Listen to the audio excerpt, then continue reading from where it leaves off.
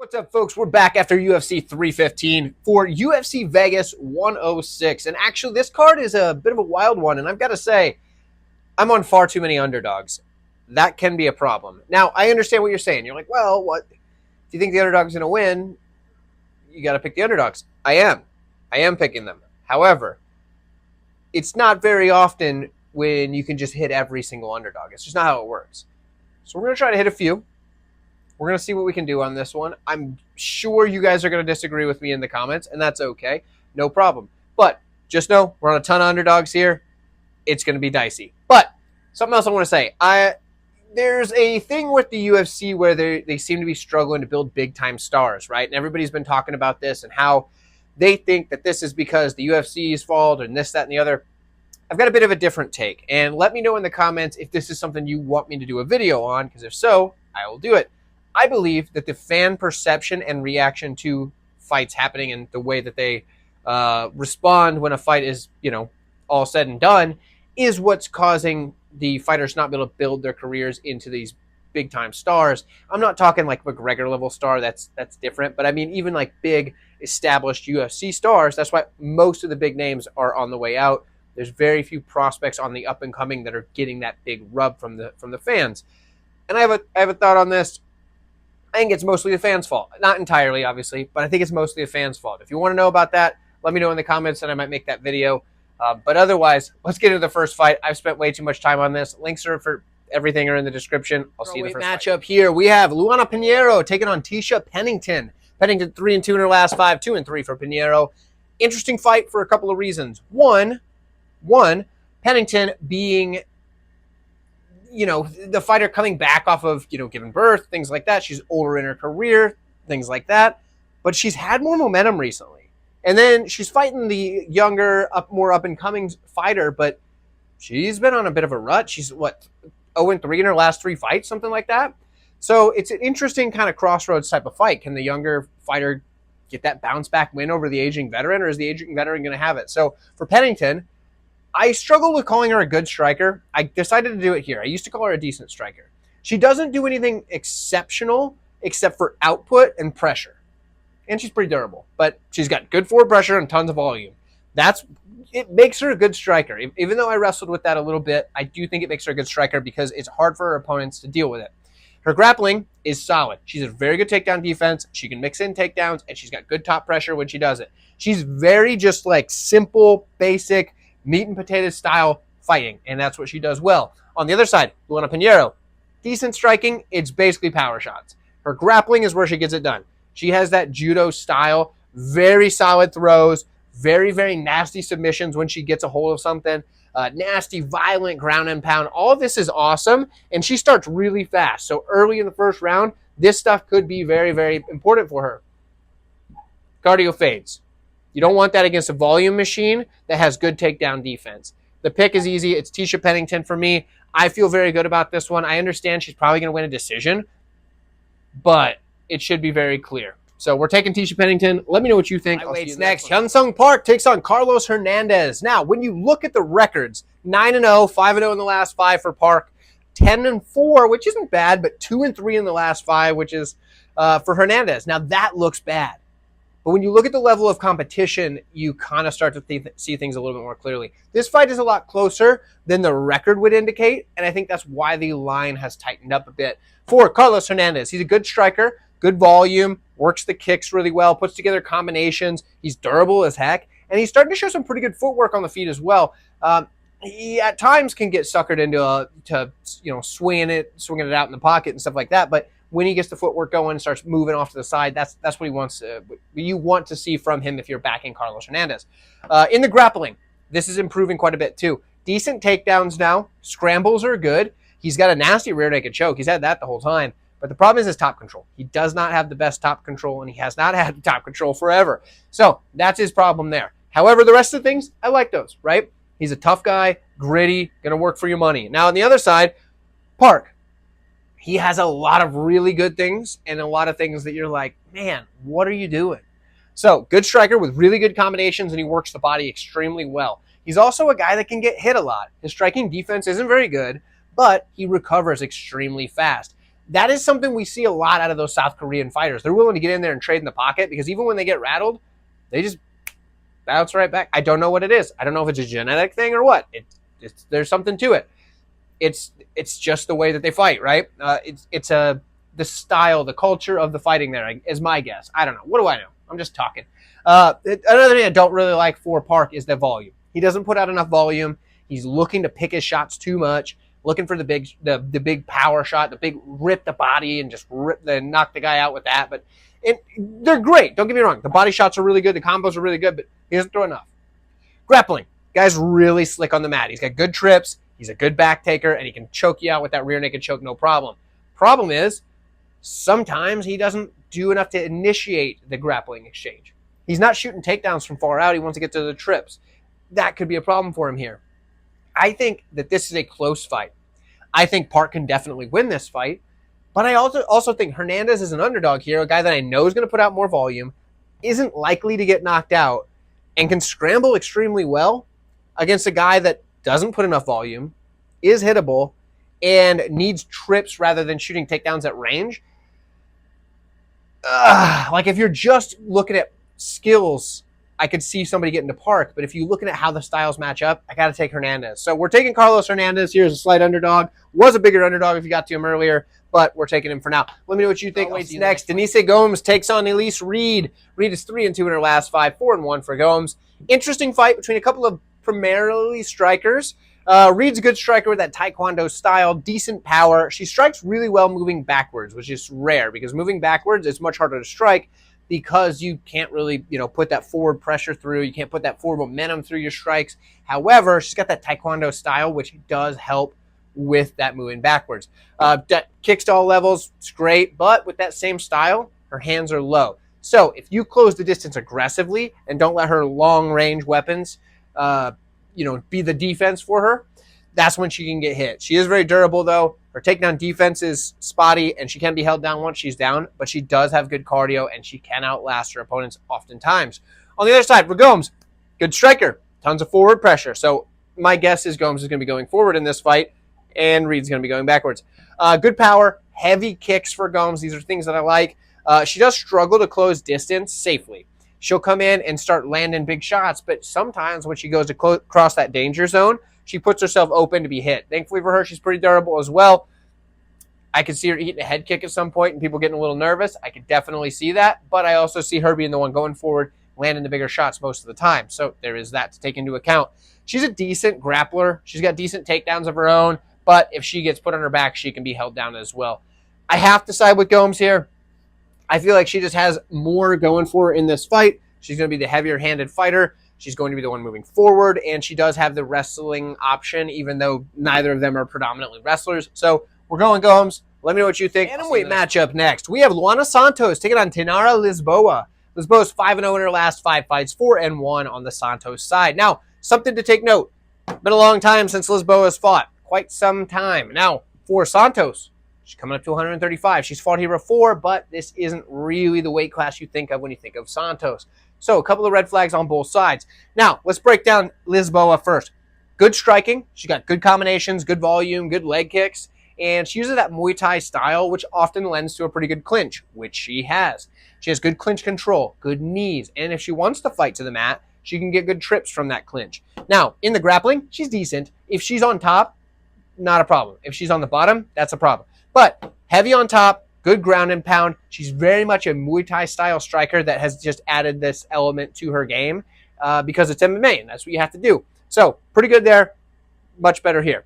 On the other side, it's kind of the reverse, right? Santos, decent striking. She's got good volume and pretty good power for, a fighter that's going in there winging wild overhands. And that's what she's going to do. She's going to wing wild overhands while coming forward with volume and power because she wants to get into the clinch where she can get her throws. Now, good grappling. She's aggressive for the takedown. That's what she wants. Like I said, she's going to use these to get there. But the throws are what are going to get it done for her if she's able to lock that up and get that judo-style toss. Good top control, and she will attack submissions. Here's how this is going to come down to. It's because it's going to come down to the clinch battle. And because it's striking, distance striking, obviously Lisboa is going to be better. And once it hits the mat, obviously whoever's on top is going to have an advantage there. But if it hits the mat on Santos' terms, Santos is going to be way better there. Or at least she should, in theory, right? The clinch is what's going to dictate it. Who's getting on top or who's able to prevent said takedowns. I'm going to side with Lisboa here. I think that she is going to have the natural size advantage. I think that's going to help her quite a bit. And I think she's going to have enough success using that clinch to stop the throws. And I don't think that the wrestling-style takedowns are going to be enough for Santos to get it down consistently. I think the striking of Lisboa is going to win out. But let me know what you think in the comments. I will see you at the featherweights here. Connor Mathews takes on UFC debutant Yadier DelValle. Now, for DelValle, he's 8-0. 5-0 in the last 5. Undefeated fighter. Now, we know what that means. Undefeated fighters have not done well this year. That's a problem. Big-time favorite in this matchup. That's a problem. But he's fighting Connor Mathews, who hasn't had the best run in his last 5 fights. He's 2-3 in his last 5, those 3 losses being the only 3 in his career. One of which is on the Contender Series. The other 2 are in the UFC. Now, when we look at these guys here, we've got DelValle, who is pretty good everywhere, but has a few things in his game that can leave a lot to be desired. So, good striker, good clean straight punches, works the knees in really well. He's got decent power, but if his opponent can draw it out of him, the dude just starts swinging wild power shots. That can be a problem against a guy like Connor Mathews. We'll tell you why in a minute, but that is something to watch out for. Now, in the grappling, dude's a better grappler than Mathews, very solid grappler, but he has a couple of things I don't like. One thing I do like, he attacks submissions. One thing I don't like is that he jumps for a lot of guillotines. Because in MMA, that's an extremely low percentage move. Can he finish these? Sure. Does he finish more than he misses? Definitely not. Nobody does. They're guillotines. They're very hard to finish. So that can be a problem. He can end up on his back and then losing minutes.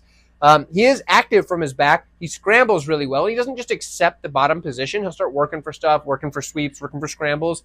But you don't want to end up on your back a lot. It's just, it's a tough way to go, right? It's a tough way to win a MMA fight from your back. Pretty good ground and pound. He'll use that to open up submission attempts as well. Ultimately, I like a lot of the skills that he has. There's just a few things in this decision-making that make me a little hesitant on the DelValle side. On the other side, for Connor Mathews, decent striker. Nothing pretty, but he comes forward. He's got a lot of volume. He counter-strikes pretty well because he'll even counter after he gets hit. So a dude snap his head back and still fire a counter shot. So that's good. Good body kick. Best move on the feet for him is his body kick. Striking defense leaves a lot to be desired. Like I said, he's not the best striker, but dude's tough. Dude's durable. He can come forward. He can throw hands. That's a good attribute to have, but it can only get you so far, right? Grappling. He's decent there. If he gets to your back, he has a very good rear naked choke. He's won a lot of fights with the rear naked choke. Among a lot of dogs this card, but I couldn't quite get to this one. I've got to take DelValle here. For all of his faults, I think he has enough to get this one done against Connor Mathews. But at the line, it makes it tempting. Let me know what you guys think. I will see you in the next fight. This might be the closest fight on the card by my estimations. At 155 pounds, Jared Gordon takes on Thiago Moises.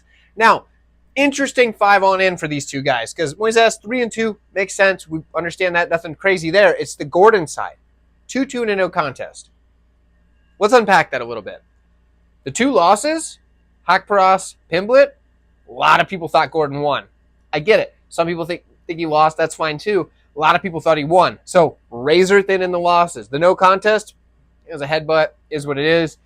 He was looking pretty darn good until that point, but it was still pretty early in the fight, so there's still a lot of time left. But either way, this guy's last 5 fights looks a little rough when you look at it, but if you look back at the fights, you're like, man, Jared Gordon still got it. He's getting up there in age, but he still got it. When you look at Moises, it's also a tricky one because Moises is the type of guy that they don't really, the UFC hasn't done us any favors when trying to break down this guy because they either put him against these absolute killers or they put him against somebody that's kind of like on the lower end of the spectrum here, but not a lot of mid-tier guys. So we don't really know where in the mid-tier he falls. We know he's somewhere in the mid-tier because he loses to the top guys and he beats all the lower guys. We don't know where in the mid-tier. So this is a really tricky one for me to break down. Maybe you don't find it that way. I find it that way. But let's start breaking it down, and we're going to try and find our way through this one and unpack it. For Moises, decent striker, puts together good combinations, pretty good kicks, especially like at full distance range, really good leg kick. Problem is he doesn't throw very much. Dude's volume just, especially if the opponent is pretty good, you'll see him just kind of not doing enough on the feet. In the grappling, he's very skilled. He's solid grappler, decent takedowns, nothing, crazy, but he's got really good scrambles. He reverses position really well, and he's excellent from his back. If this guy gets to your back too, he's going to start working for submissions from there and does a really good job with that. However, he needs to get the fight to the mat to have this advantage, and on the feet, the volume is a problem. On the other side, Gordon, super well-rounded. This guy isn't, stand out in any particular spot in the fight, but he's really good at just being that jack-of-all-trades type of style. Good forward pressure, good striking in general. He's got a really nice lead hook that he puts up either up high or down to the body, changes levels on it quite a bit, does a really good job with that. He can counter-strike while moving forward. You love to see it. He's going to have more volume, especially over a guy like Moises who doesn't have much volume at all. He's got good grappling as well. He's really good with a cage push and just winning minutes there. He's got good top pressure if he gets to fight to the mat. It's pretty tough to just, shuck off and regain top position. Gordon's pretty good everywhere, right? So the minutes should be going to Gordon most of the time. But when Gordon's winning these minutes, he's not doing in such a way that really sways the judges. So that's how you get these close fights that he ends up losing, or fights that the fans thought he won and then he ends up losing. On the other hand, for Moises, some of the things that he's going to have might be a little more flashy. Like if he lands a big heavy kick to the head, even if it's partially blocked, it might be the biggest looking maneuver in that round when we got Gordon just backing him out and throwing lead hooks, and Moises keep backing up and he gets backed up against the cage and stays there for 4 minutes. You know what I mean? So it could be something like that. It's so tough to pick this one. I'm going to side with Gordon, though. I think he's got enough to get it done. I think he's tricky. I think if it goes to the judges, there's a pretty good chance he loses, but I'm taking him anyway. Jared Gordon's a pick. Let me know what you think. That right, 155 pounds. Gabe Green coming down to 155 from 170. He's taking on the newcomer, Matheus Camilo. Camilo is 5-0 in his last 5. Only 9-2 on the career, so still pretty early in the career, but a good record thus far. So you got Gabe Green, who's looking to get that bounce-back spot. He's 2-3 in his last 5. Hasn't looked the best as of late, but coming down to 155, fresh coat of paint, maybe that's going to change some stuff. When we look at it here, Gabe Green, he has some of the goods, right? He's a good striker. He comes forward, plenty of power, puts together combinations, got an active jab, but his striking defense has cost him. We all remember the fight with Brian Battle where he got knocked out before you even realized the fight was started. That's not what you want to see. So for Gabe Green, he has some problems with the defense. The durability has been suspect, but at 170, could it be a thing where he was maybe just a little too small? I didn't think so, but maybe. Or could this be a really bad move because coming down to 155, depleting himself, he's going to get starched? That could be true too, or maybe not. We're going to find out. Saturday is the day that we get to figure that out for us. So if you've been chomping at the bit to find out, now you get to. I'm sure you haven't. Either way, good grappler though. He's very active from his back. He'll use submission attempts to sweep his opponent. I do like that. That's a good thing here because I think he's going to end up on his back if this fight plays out for any length of time. Because Camilo, albeit a decent striker, and he's willing to strike with his opponents, works his jab really well, decent power. Most of the time, he's throwing single shots. Now, I understand he's put together a couple of 2 and 3 punch combinations at times. He'll double up the jab and come with a cross at sometimes. I get it. But the bulk of his strikes are single shots. He likes to poke with that little front kick that he'll throw out there. He'll hit the jab, and then occasionally he'll throw the 2 or whatever. But he's not really putting together a ton of combinations unless he's really piecing up his opponent. Now, good grappler, though. I love that he sticks to his takedowns. He'll shoot the takedown, and if he doesn't get it, he's staying there. He's going to keep working for it because eventually he's probably going to get it. Decent top control. He does work to advance his position. Love to see that stuff. It's harder to sweep a guy when they're in mount than it is when they're in your guard where you can start working sweeps. It's not even really called a sweep, I guess, from mount technically. I think it's got a different terminology. I don't know. Terms don't matter. Either way. For me in this one, though, newcomers struggle sometimes. I'm going to take Gabe Green. I think he's going to get it done. I think he cracks him some big shots early on. I think he's going to be able to grapple with him, and I think he's going to have some success unless he gets knocked out. I'm taking Gabe Green, though. I like him as an underdog. Let me know what you think. And I'll see you next. Julian Erosa takes on Melquiazel Costa. But guys, if you are not aware, Juicy J is my favorite fighter. Julian Erosa, the man. He is my favorite fighter in the UFC right now. And at the end of this video, it'll pop up on the end screen if you haven't watched it yet. And I know that you probably haven't. If you're watching this video, there's probably at least more than half of you that haven't seen it. I have a video that I did with, member of the community, Pink Floyd, where we put together some stuff, did a little narration, put together a cool video, kind of highlighting the story of Julian Erosa, because it's a better story than you think it is. You just know him as this guy that goes out there and gets fun fights, but it's a great story. Check it out. It's like 8.5 minutes long, something like that. But it's at the end of the video. Don't jump away now. Check it out then. Anyway, back to this one. Julian Erosa, 3-2 in his last 5. Melquiazel Costa, 4-1 in his last 5. Great stuff. When we look at Costa, good striker, right? Good combinations. He puts his kicks and punches together. He has an absolutely deadly body kick. Another guy, there's another one on this card that has a really good body kick. In fact, there's a couple of them. It's a theme here, but solid body kick. He's got good knees and front kicks up the middle as well. I like the clinch work. I like his knees in the clinch. His grappling's good, his jiu-jitsu anyway. Attacks well from his back. He jumps on those submissions extremely well, extremely fast. He's very opportunistic, and he's got good cardio.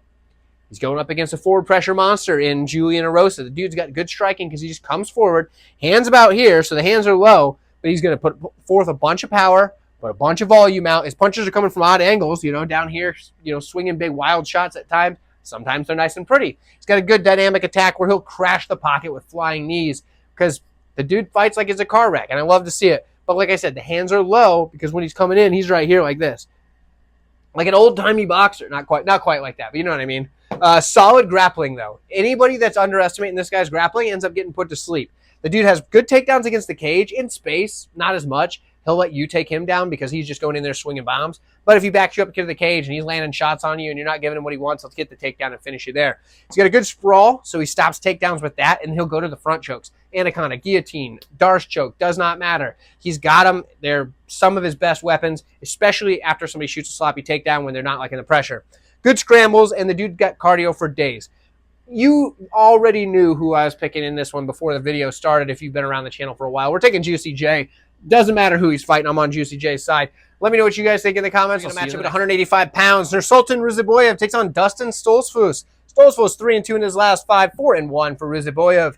When we look at Stoltzfus, he's a decent striker with decent power and pretty good kicks. He can be durable, but sometimes his defense is a little lacking, so he does get hurt as the fight goes on. It takes a while, though. Like, this guy's not getting put out by everything that comes his way, so there is that to be... I probably could have wrote some of that up there. My bad. But either way, you get what I'm saying. He's definitely more of a grappler. He's good, borderlining solid. Decent takedowns. The slams are there. Obviously, he took out Pfeiffer's arm with that, but we've seen him use slams in the past as well, not just in that Pfeiffer fight. He attacks submissions really well. He's got good sweeps from the bottom. I do like the grappling of Stoltzfus. On the other side, for Ruziboev, good striker. He has some problems, but he's good. He's got good power, good volume, and he's got really long, straight punches. He does back up with his hands low, though. That is a problem. I don't like that. He's done it every fight thus far. It's a problem. But he has a lot of good things that I do like, and being 6'5", that's where that habit comes from. Good grappler. He attacks submissions really well, but they're mostly from the bottom. He's got a good kimura and a good armbar, but those are from the bottom. He likes to get those from there. When he gets on top, he works to advance his position well. He does have some sweeps to help him get on top, and he has ground and pound that he'll use to set up his submission attempts. The problem, takedown defense is bad. Like a strong gust of wind knocks this guy in his butt. It's just his takedown defense isn't there, and I don't know why. Like those long, lanky guys should be pretty good at defending takedowns. He just isn't. His top control, it's also not very good. He'll end up on his back. I think that if you're giving me Dustin Stoltzfus at plus 240 or whatever it is now, against a guy that has bad takedown defense and struggles to stay on top, against a grappler like Stoltzfus, I'm going to take a shot. So we're going to take Dustin Stoltzfus. And if I look stupid doing that, that's okay. We're going to give her a go, and I'm going to hope for the best. Let me know what you guys think. I will fight next. We have Sodiq Yusuff taking on Mairon Santos. Santos is 4-1 in his last 5, allegedly. And he's taking on Yusuff, who is 2-3 in his last 5, but against some really stellar competition. When we look at this fight here, Santos is making his sophomore outing in the UFC, so that is kind of an interesting thing to think about because the experience in the UFC is definitely on the Yusuff side. But Santos has a nice shiny record of 15-1. For Santos, he's a good striker who picks his shots really well. He's got good teeps. He controls the range with that kind of stuff extremely well. He's good at using his heavy leg kicks and feints to set everything else up. Dynamic attack. But the problem is, when he's picking his shots, sometimes that volume falls apart. That is what can cost him in fights, especially because he likes to strike here at range, right? With these long rangey strikes, these big heavy leg kicks, beautiful knees, things like that. But if you're getting up in his face, his volume's going to drop off even more. Not if he can get in the tie clinch. This dude is a monster with those knees in the tie clinch. But if you're making him work and you're grinding him up against the cage, doing things like that, that's where you have success against a guy like Santos. Now, he does have good takedown defense in space. People are going to argue that his takedown defense sucks. I'm going to say, yeah, maybe, but not in space. In space, he's got a good heavy sprawl. Once you get him up against the cage, yeah, you're probably going to take him down pretty easy. That's where he falls apart with the takedown defense. He doesn't get his legs wide enough like so, doesn't do the right things to fight the takedowns. But in space, he's got a really good sprawl. There's that. When we look at the other side for Sodiq Yusuff, he has some flaws, right? The striking defense being one of them, but he has some good offensive weapons. He's powerful, good hand speed, the boxing combinations. I like the leg kicks. There's a lot to like in the striking. And I would say they both have opposite kind of problems, right? Defense here, he's got plenty of defense. Volume here, he's probably going to put out plenty of volume. So they're opposite problems. Decent grappling. He has decent takedowns and decent top control when he mixes it in. He's not a grapple first kind of guy, but he can sure do it if he needs to. In the striking, that's where he needs to get it done. I think the fighter that's pushing the pace is going to be Sodiq Yusuff. How does Sodiq lose? Well, getting cracked by Santos will sure do it. But how does Sodiq win? Putting that pace on Santos, outpointing him, maybe going to finish later, but just putting that pressure on him, and I think he's going to get it done. We're going to take Super Sodiq to get this one in a bounce back. He's had some rough goes lately, but I think he can get this one done. I think it's a big step up for Santos, a guy who really had a tough outing against an opponent who is good, but not on the level of Sodiq Yusuff. So let me know what you guys think. I will see you. Co-main event, Paul Craig takes on Rodolfo Bolato. Now, guys, if you haven't done it already, you're still watching this video. We're at the co-main event, and you're probably still enjoying yourself. And if not, if you hate watching, that's okay too. But if you've been enjoying yourself, hit that like button for me. It's free. I appreciate it. Thank you guys so much. Let's break this one down. These guys have opposite trajectory, but there's some caveats, right? 1-4 in the last fight for Paul Craig. Not good, but he's been fighting pretty decent competition. 4-0 draw in his last fight for Bolato. Much lower level competition, but this dude's in really bad spots in every fight. Like, every fight. So that's scary. For Bolato, decent striker. He's got good front kicks and knees up the middle. Decent amount of power. His calf kick's actually good. Throws a lot of single shots. Striking defense is abysmal, but he does recover quick. We've seen this guy get to the brink of death, come back and win a fight, or get a draw. Like, I don't know how he does it. Dude can do what he needs to do, right? Just somehow just crawls back out of the grave. Like you tried to bury him fast, but you couldn't bury him fast enough, and dude climbs out. He's a good grappler, though. Works well in the cage push, is wearing guys down. He attacks submissions well, pretty good top control, and he's active from his back. Now he's going against Paul Craig. Paul Craig is the kind of guy that his striking just isn't there. He can surprise you every now and then. If you're just not expecting anything, he can surprise you sometimes. But his defense is poor, and his durability seems to be fading. I mean, the move back up to 205 might be good for him, but his durability does seem to be going down. Solid jiu-jitsu, though. This guy's so dangerous off of his back. He's got wins over guys he has no business beating, but he has multiple wins like that. It's not like a one-off fluke. He's fluking everybody, right? You know what I mean? So the guy's got a very good triangle. He's really good at winning. He's beaten multiple champions from his triangle from his back. That's just crazy to me. Does pull guard. That's a problem. Willing to stay on his back. Usually that's a problem, but honestly at this point for Paul Craig, that's all he's got. And I'm going to take him here at +4 something. +400 or so. Give me Paul Craig against a guy that's on death's door in every single fight. This is a dude that put out Muniz not that long ago. You know what I mean? So you don't feel great about it, but we're taking Paul Craig. Let me know what you think. I'll see you in the main event where Gilbert Burns takes on Michael Morales.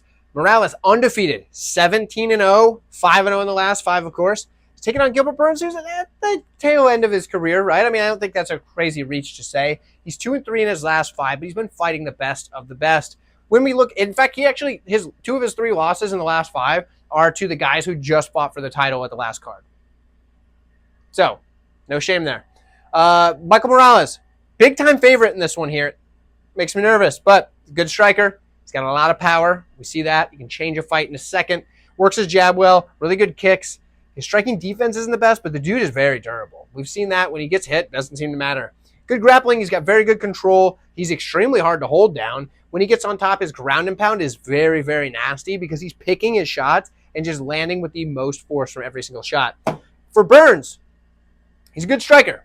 He's got the block and return style, which I don't like against Morales, but it is a good thing to have. He blocks a shot and then returns fire after blocking the shot. Uses that blocked shot to get in and land his own power, which he does have. He also has a very solid leg kick, but the problem is he eats leg kicks. Doesn't defend them whatsoever. He just eats the leg kick and then counters with boxing combinations. So he's going to eat a bunch of those. That's a problem for him, but he will come back with his boxing combos. Grappling. Dude has an extensive submission arsenal that he just doesn't really use anymore. He used to down at 155, doesn't so much at 170. But he does have good control, good takedown defense. He works to advance his position, and if you end up on top, he can reverse position well. He's very skilled in the grappling department, but sometimes these guys at 170 are just a little bit bigger than the guys at 155, so it's tougher for him to do some of these things as quickly, but he still can get them done, if that makes sense. In this one here, I was really tempted to go with Burns. The guy's coming off a slew of injuries. He doesn't seem to be at his best right now, but he's a very live underdog, especially the odds. There's a number where I get to Gilbert Burns, and it's close to that, but for now I'm going to side with Morales. I do think that he can get it done, but like we said earlier with DelValle, that undefeated record is not good in the year of 2025. So it is a rough little thing to see there. I'm going to take him. Like I said, it's close. The value's definitely on the dog. I'm not going to be betting on this at all unless I get to the line on Burns. But let me know what you guys think in the comments below. If you haven't done it already, like the video. And check out that Julian Erosa video I did with Pink Floyd from the community here. And Pink Floyd is excellent at doing the editing in that. It's a wonderful video. Check it out. Should have popped up on screen. I'll see you guys soon. Catch you down the road.